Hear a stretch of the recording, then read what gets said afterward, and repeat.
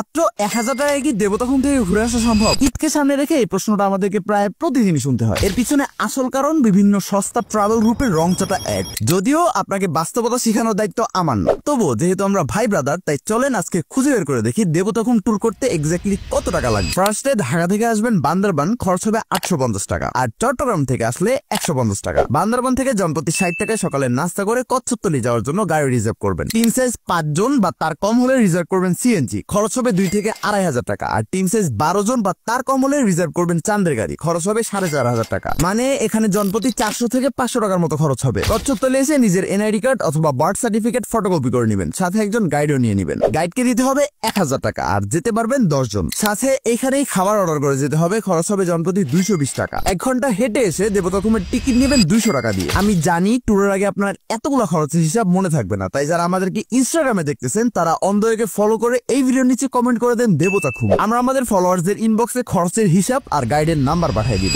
বাকি দেবতাখুম ঘুরে যেভাবে আসছেন সেভাবেই বাসায় চলে যাবেন। এইবার আসি খরচের হিসাবে। চট্টগ্রাম থেকে রিল্যাক্সে দেবতাখুম ঘুরে আসতে 1500 থেকে 1700 টাকা, আর ঢাকা থেকে মিনিমাম 2700 থেকে 3000 টাকা খরচ করতেই হবে। খরচ এর থেকে কমানো অবশ্যই সম্ভব, তবে ওই ক্ষেত্রে আপনাকে যে পরিমাণ হ্যাসেল ফেস করতে হবে ওইটা আমার কাছে কোনো মতেই ওর্থ ইট মনে হয় না। তাই 999 টাকার প্যাকেজ দেখে লাফায় পড়েন না, হতে পারে আপনাকে হাঁটায় নিবে, না হলে না খাওয়ায় রাখবে।